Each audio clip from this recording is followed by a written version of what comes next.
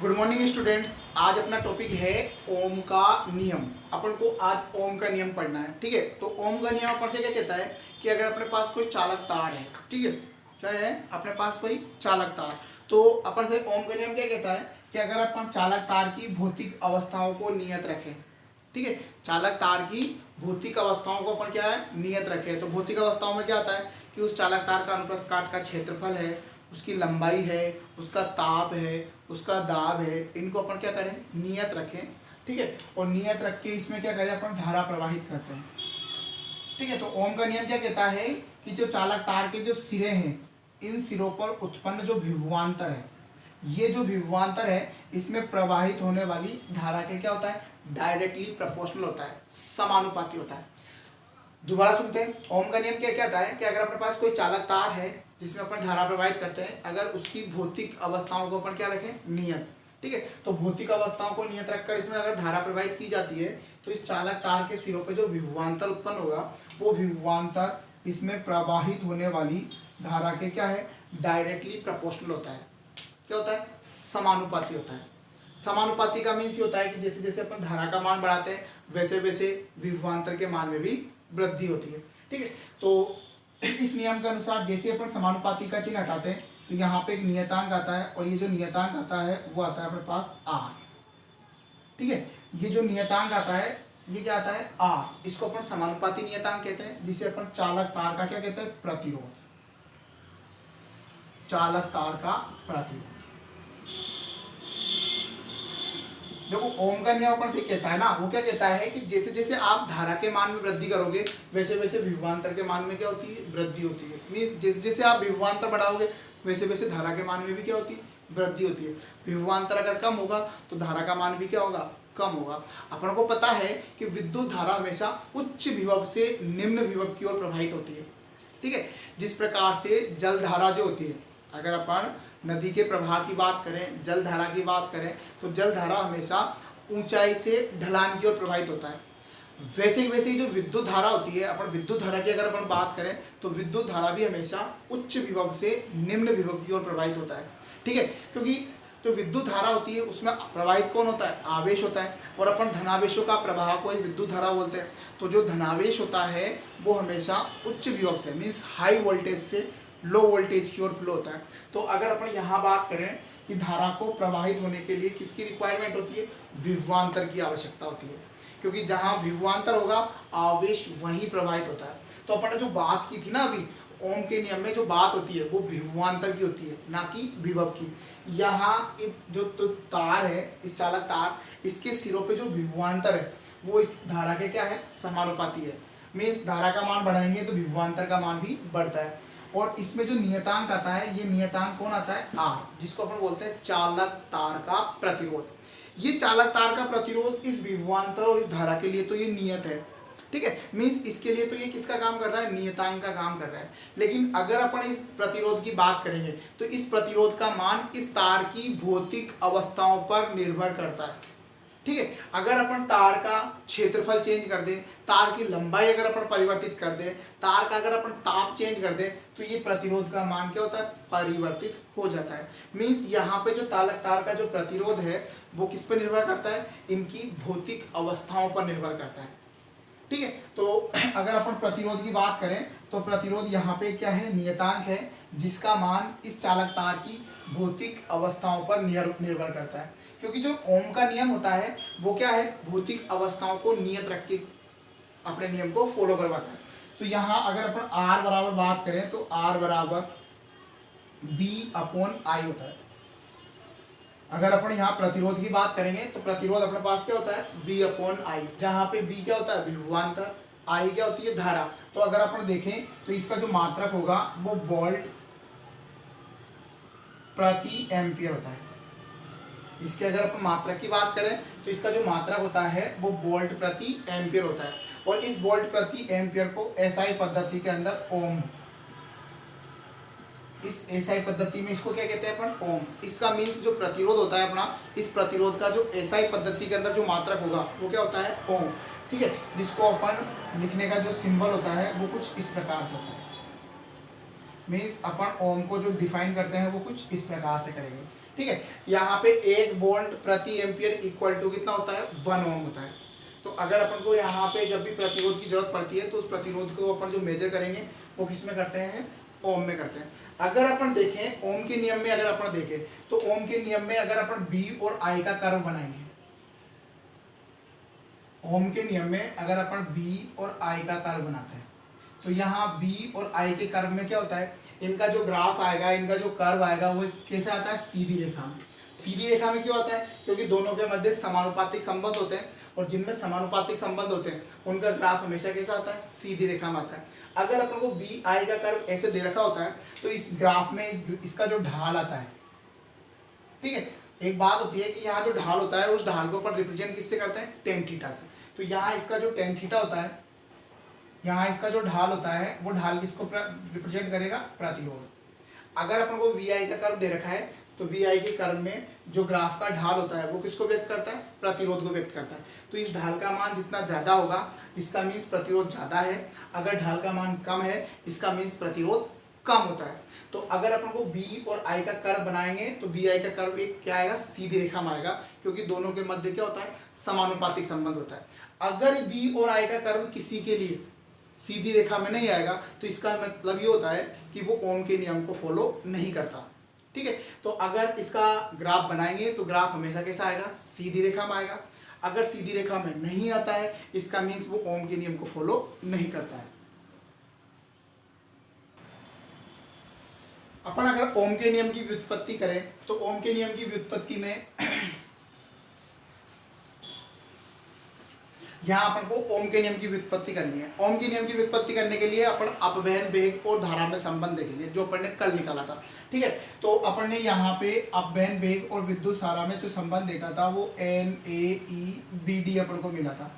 ठीक है, कल अपन ने एक विद्युत धारा और अपवहन वेग में संबंध देखा था। इस संबंध की सहायता से अपन ओम के नियम की व्युत्पत्ति करेंगे। तो यहाँ अगर अपन देखेंगे ना तो यहाँ अपन को आई विद्युत धारा है, एन एकांक आयतन में इलेक्ट्रॉनों की संख्या, ए उस चालक तार का अंतर को अनुप्रस्थ काट क्षेत्रफल दे रखा है, ई इलेक्ट्रॉन पर आवेश और बी डी क्या है, इलेक्ट्रॉनों का अपवहन वेग है। ठीक है, अगर अपन यहाँ देखें तो इस ए को इधर ट्रांसफर करें तो I upon A equal to अपने पास ये हो गया एन ई, और अगर अपन बी डी की वैल्यू पुट करें तो वी डी इक्वल टू अपन को पता है E capital E upon M tau.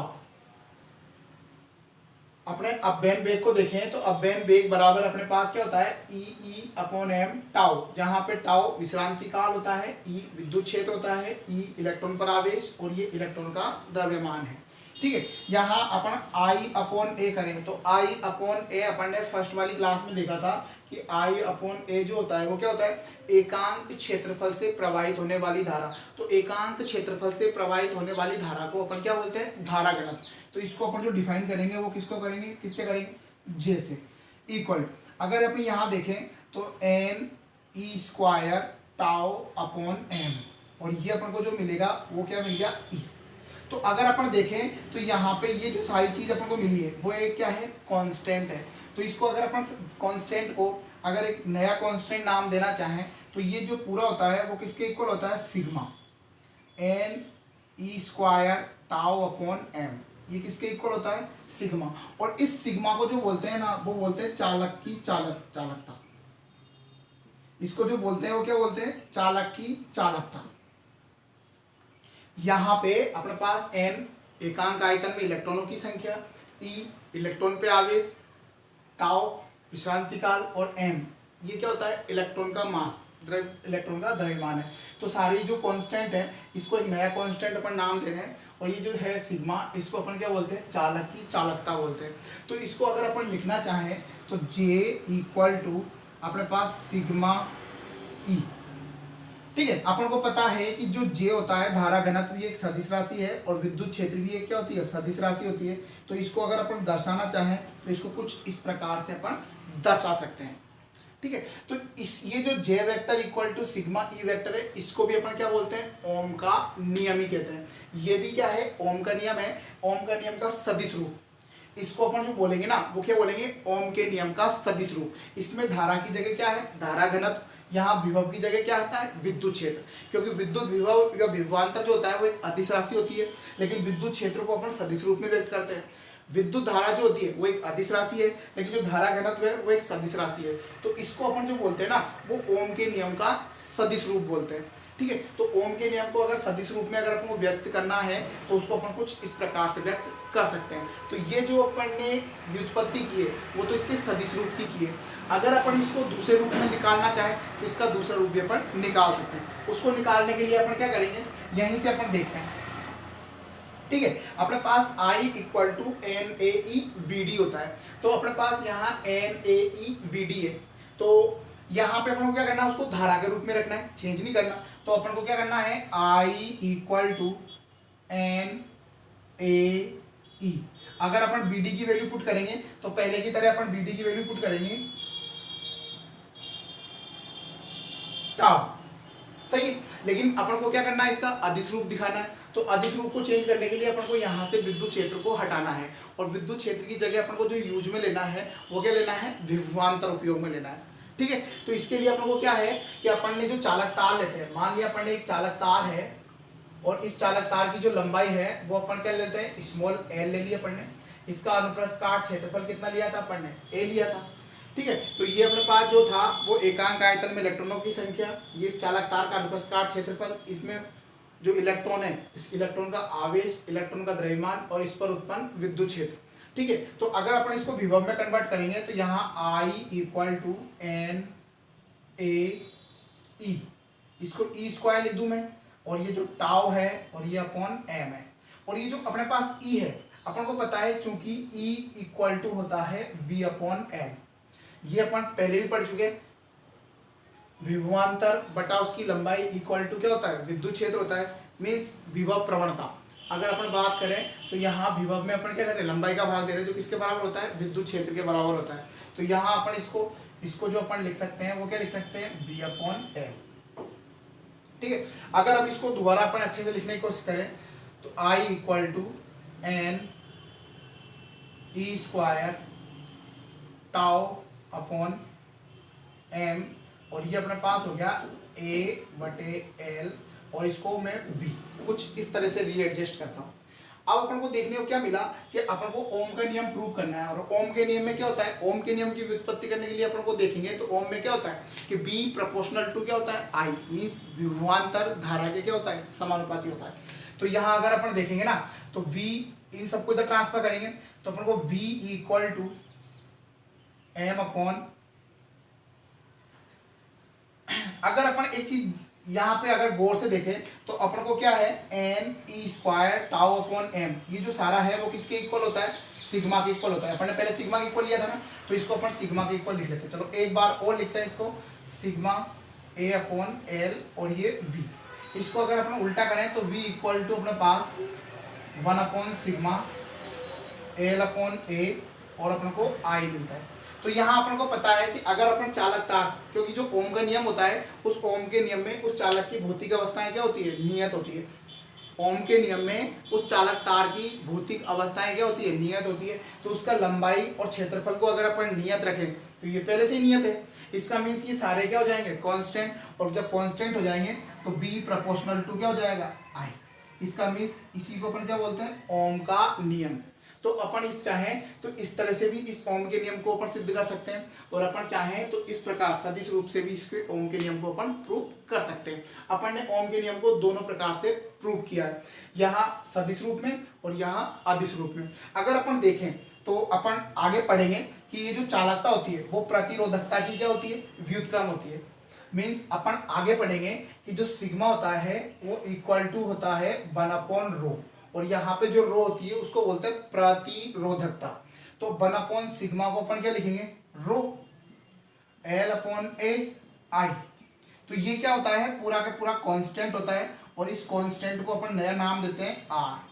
तो यहाँ पे अपने पास जो फॉर्मूला है वो V इक्वल टू RI प्राप्त होता है, और इसी को अपन क्या बोलते हैं, ओम का नियम कहते हैं। तो इस प्रकार से अपन क्या है, ओम के नियम को प्रूव कर सकते हैं। ठीक है।